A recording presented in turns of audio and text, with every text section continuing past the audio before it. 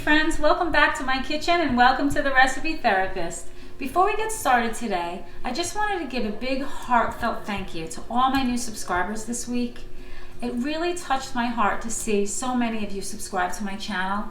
I love all your comments. I love the posts that you send me. It really inspires me to keep up the creative work that I do here. So keep them coming. I really appreciate it. So let's get started. So today I have a really healthy recipe for you and very delicious. It's my cauliflower crusted Caprese salad topped pizza.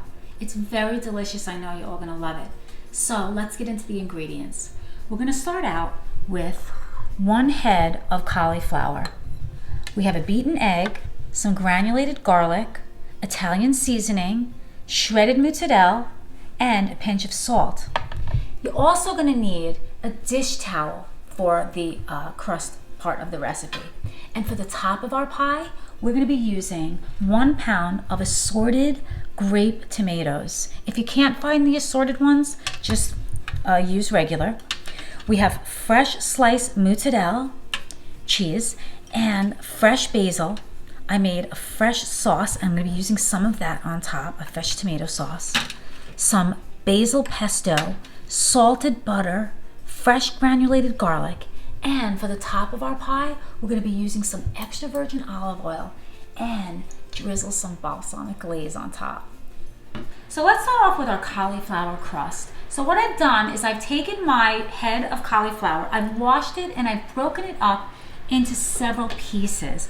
Now what we have to do with this cauliflower is we're going to have to use our food processor, and we're going to put the whole thing in just like this, and I'm going to pulse it till it becomes like a rice consistency.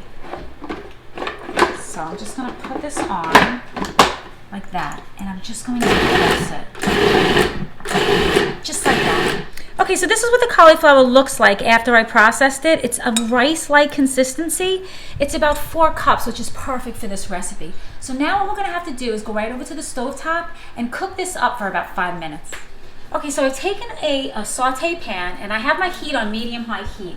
I'm gonna take all of my cauliflower now, and I'm just going to put it right into this bowl. I'm not using any oil or butter. The whole purpose of me doing this is to steam up this cauliflower till it's just done enough where it's soft so that I can extract all the moisture out of it when we use our dish towel to squeeze that out. So I'm going to cook this up for about, 3 to 5 minutes, and you're going to see it's going to be nice and soft and done enough for us to do that. Okay, so the cauliflower has been cooking for about 3 minutes, and you can see how it's nice and soft and it's cooked to the point where we have to let it cool off for about 8 minutes, and then we're going to put it on our dish towel and we're going to drain some of the excess juice from it. So while our cauliflower is cooling off, let's start making our roasted tomatoes for the top of our pizza. So what we're going to do is we're going to take our tomatoes and we're going to put them on a cookie sheet like this, and I'm going to take about 2 tablespoons of olive oil, and I'm going to drizzle it right on top of these tomatoes like this. Okay, I preheated my oven to 400 degrees, and these are going to cook for about 20 minutes at 400 degrees so they can roast up really nice. And I'm going to add just a pinch of salt on top of them, just like that. And they're going to be perfect for the top of our pizza. Okay, so the cauliflower's been cooling off for about 6 minutes, and now I'm ready to put it into a bowl that I've lined with our dish towel so that we can drain the excess juice out. So I'm going to pour it right into this bowl like this. Get that all in there. And I'm going to take my dish towel and just cup it around the cauliflower like this. And I'm just going to twist it so that I can get some of that excess juice out. See how that comes out? And you want to get as much of it out as you can, because it's the juice that can cause the crust to kind of fall apart. So we want to get as much of it out as we can. So this is what the cauliflower mixture looks like once I've drained most of the juice out. So now we're going to be ready to put the rest of our remaining ingredients into our crust. So I'm going to put the egg, the Italian seasoning, granulated garlic. I'm going to use a pinch of salt. Get that out. Okay, just like that. And my mozzarella cheese, the whole thing right in there. And now, as an option, I didn't mention this before, but I like cornmeal in the crust. So I'm going to put 2 tablespoons of cornmeal into this crust. I like the consistency and texture that it gives, but feel free to make it without it. It really is an option. So I'm going to mix this all together, and it's going to take shape into a nice crust, and then we're going to be ready to put it on our round pie plate for baking. Okay, so I'm done mixing the cauliflower pie mixture, and now I'm ready to put it into this pizza pan that I have. So I'm going to spray it with some extra virgin olive oil spray, and I'm just going to slide it out onto this tray, and I'm going to use my clean hands and shape it. It's kind of wet, but don't worry about that because that's going to be, you know, it's going to dry up as it cooks in the oven for, you know, about 15 to 20 minutes. But I'm just going to take my hands and I'm just going to shape it into a round pie crust, just like this.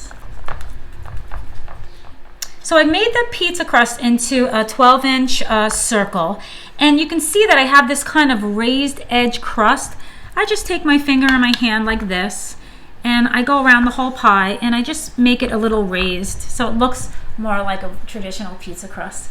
And I'm going to put it in my preheated oven for about 20 minutes at 400 degrees, and it's going to be just great. Okay, so this is what the tomatoes look like. I just pulled them out of the oven. They're roasted. They're just perfect. And now what I want to do is I have a little saute pan. This is our last cooking step. We're going to take our butter and our garlic, or 1 clove of garlic, and I'm just going to saute this up for a little less than a minute, just for the garlic to get translucent and fragrant in that butter. And then we're going to use this to top on our tomatoes when we put our pie together. Okay, so I've taken the cauliflower crust out of the oven, and it's been cooking. It cooked for about 20 minutes, and now it's cooled off for about 5 or 6 minutes. So I've taken a hearty spatula like this, and I've kind of worked it off the pan so it doesn't stick. And now we're going to be ready to put it together. So I'm going to take my sliced mozzarella cheese, and I'm just going to line it, the whole pie crust, with this cheese. Just like this. It fits perfectly, all these slices. Okay, that's just perfect. And then I'm going to take our garlic butter mixture that we cooked, and I'm just going to drizzle it right on top of the cheese for a little extra flavor. Okay, then I'm going to take our roasted tomatoes, our beautiful roasted tomato medley, and I'm just going to place it right on top of this pizza. Kind of try to get it even. I just love these tomatoes. They just look delicious. They're sweet. I use them in so many of my recipes, but it's they're really good for this one. So I'm going to get them all out just like that. That's really looking good. And I'm going to take my homemade sauce, and I don't want to use too much of it. I just want to take a little bit of it just to drizzle around the circumference of the pie. Okay, and this is going to go back into our oven. This is looking good, just like that, for another 10 minutes at 350 degrees, and then we're going to put the rest of our remaining ingredients on top. Hey friends, welcome back. I just pulled the cauliflower crusted pizza out of the oven. It's been cooking for about another 10 to 12 minutes, so the cheese is melted, and this is what it looks like. It looks perfect.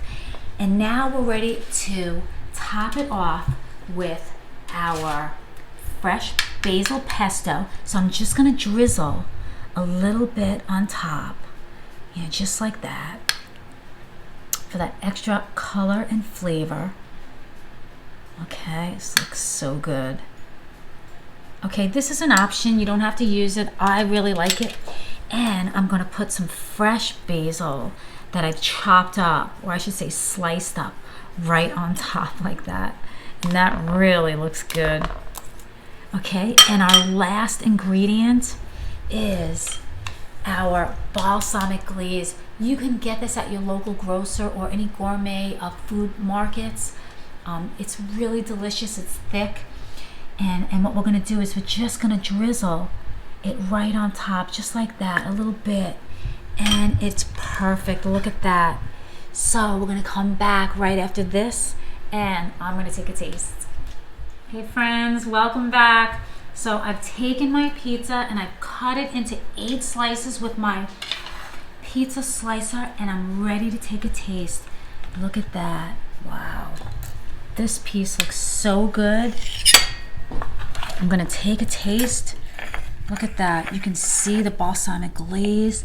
The crust is nice and thick and sturdy and